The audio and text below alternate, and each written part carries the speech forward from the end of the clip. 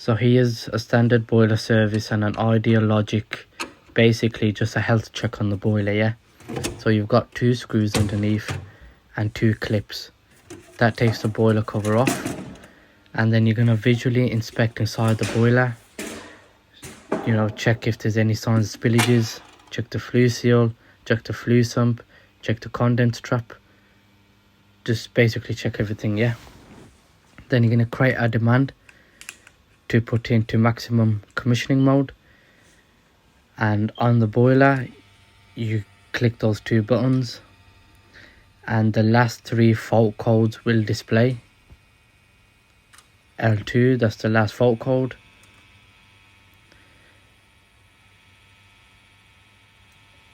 Now SL is low fire, SH is high fire.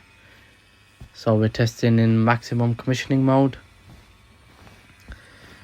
Got my analyzer in, getting the readings. Then we're also going to check the safety device. Yep, safety device is working.